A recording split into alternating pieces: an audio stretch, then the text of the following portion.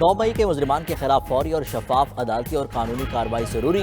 اگر کارروائی نہ کی تو ملک ایسے سازشی عناصر کے ہاتھوں ہمیشہ جرگمال بنا رہے گا۔ Army chief general Syed Asim Munir کی 83ویں فارمیشن کمانڈرز کانفرنس میں corps commanders, principal staff officer اور پاک فوج کے تمام فارمیشن کمانڈرز کی بھی شرکت۔ فورم نے مطالبہ کیا کہ ملک کے وسیع تر مفاد میں لازم ہے کہ 9 مئی کے ذمہ داروں، منصوبہ سازوں اور مجرموں کو انصاف کے کٹہرے میں کھڑا کیا جائے۔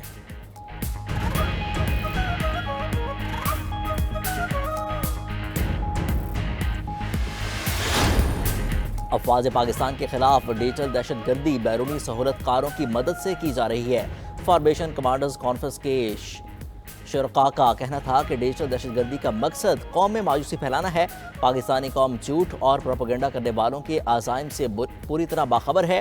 ناپاک قوتوں کے مذموم اداروں کو مکمل اور یقینی شکست دی جائے گی۔ فورم نے عزم کیا کہ ملک کی سلامتی اور استحکام کو درپیش تمام خطرات کو ناکام بنایا جائے گا۔ فورم نے مقبوضہ جموں و کشمیر میں کشمیریوں کی ماورائے عدالت قتل کی تازہ ترین واقعات کا جائزہ لیا۔ فلسطینی عوام کے ساتھ مکمل اظہار یکجہتی اور غزہ میں انسانی حقوق کی خلاف ورزی کی مذمت کی گئی۔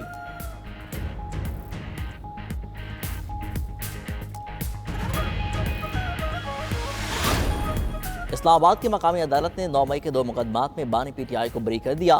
جوڈیشل مجسٹریٹ عمر شبیر نے محفوظ فیصلہ سنا دیا۔ عدالت نے ناکافی شواہد کی بنیاد پر تھانہ شہزاد ٹاؤن کے دونوں مقدمات پر بریت کا فیصلہ دیا۔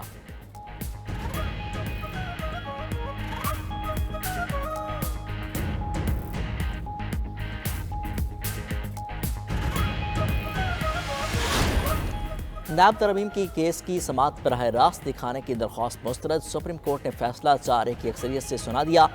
خیبر پختونخوا حکومت کی درخواست پر فیصلہ سنایا گیا۔ سپریم کورٹ میں وقفے کے بعد سماعت جاری۔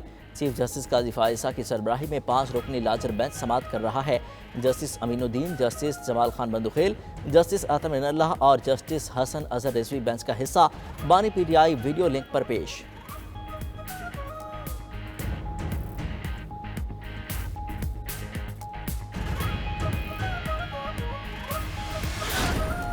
پاکستان اور آذربائیجان کے درمیان دو طرفہ مضبوط تعلقات ہیں۔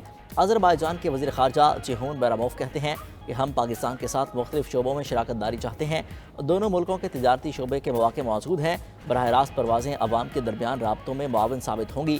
وزیر خارجہ اسحاق ڈار کا کہنا تھا کہ پاکستان آذربائیجان کی خود مختاری کی مکمل حمایت کرتا ہے۔ ملاقات کے دوران باہمی سرمایہ کاری کے حوالے سے گفتگو ہوئی۔ آذربائیجان کے مقبوضہ کشمیر پر موقف کو سراہتے ہیں۔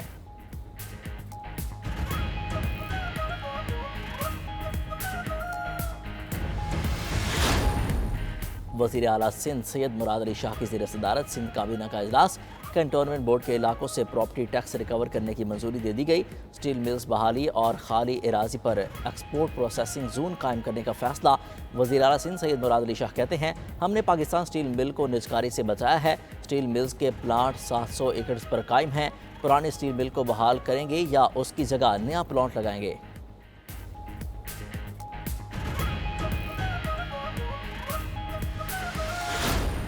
ملک میں آج بھی جھلسا دینے والی گرمی سے شہری نڈھال۔ سندھ اور پنجاب کے میدانی علاقے ہیٹ ویو کے زیر اثر۔ دادو جقم آباد اور لاڑکانہ میں درجہ حرارت 45 ڈگری تک پہنچ گیا۔ موہنجو داڑو میں رحیم یار خان، بھاول نگر، روہڑی میں 43 ڈگری سے اوپر رہا۔ لاہور میں پارہ 37 ڈگری تک پہنچ گیا۔ کراچی میں 32 درجہ حرارت ریکارڈ۔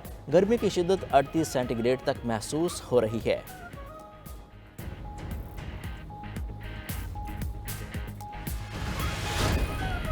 ملک بھر میں بجلی کی اعلانیہ اور غیر اعلانیہ لوڈ شیڈنگ کا سلسلہ جاری۔ لاہور میں بجلی کی طرف 3900 میگا واٹ سے متجاوز کر گئی۔ لوڈ شیڈنگ کا دورانیہ 4 سے 8 گھنٹے تک چلا گیا۔ کراچی میں لوڈ شیڈنگ کا جن بے قابو، 1 گھنٹے بعد 2 گھنٹے کی بندش۔ ٹیپو سلطان روڈ پر 16 گھنٹوں سے بجلی غائب۔ علاقہ مکین شدید پریشان۔ شکایات کے باوجود کے الیکٹرک کی ٹیم بجلی بحال کرنے نہ آ سکی۔ بجلی کی طویل لوڈ شیڈنگ کے خلاف ایم کیو ایم کا سرجانی ٹاؤن میں کے الیکٹرک کے دفتر کے باہر احتجاج۔ اپوزیشن لیڈر سندھ اسمبلی علی خورشیدی سمیت ایم کیو ایم کے علاقائی عہدیدار شریک۔ کے الیکٹرک آفس کے باہر شدید نعرے بازی۔ خیبر پختونخوا میں بجلی کی طویل لوڈ شیڈنگ۔ شہری علاقوں میں پارہ 12 گھنٹے اور مضافاتی علاقوں میں 18 گھنٹے تک بجلی بند رہتی ہے۔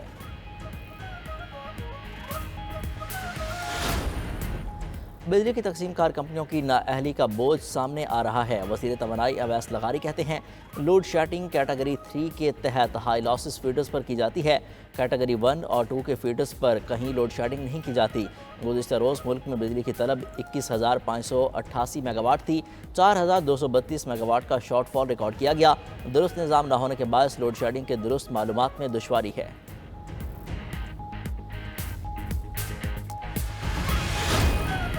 بدلتی سیاسی صورتحال، بجٹ تیاری، ایم کیو ایم قیادت کے دو بڑی سیاسی جماعتوں سے رابطے۔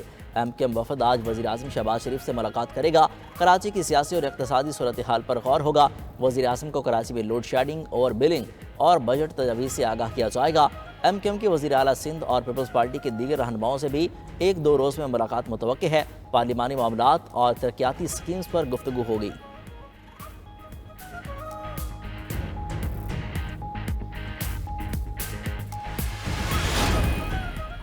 وفاقی وزراء سے ملاقات کرنے پر گورنر کے پی وزیر اعلیٰ خیبر پختونخوا علی امین کھنڈاپور کے مشکور ہیں۔ فیصل کریم کنڈی کہتے ہیں دھمکیوں سے نہیں، صوبے کا مقدمہ وفاق میں دلیل سے رکھنا ہے۔ کہا ملاقات کے دوران فاٹا اور پاٹا کے ٹیکس معاملات پر مقدمہ وزیر اعظم کے سامنے رکھا۔ وزیر اعظم سے گزارش کی تحفظات دور کیے جائیں۔ دیر موٹر وے سے چترال تک کے بارے میں بات چیت کی گئی۔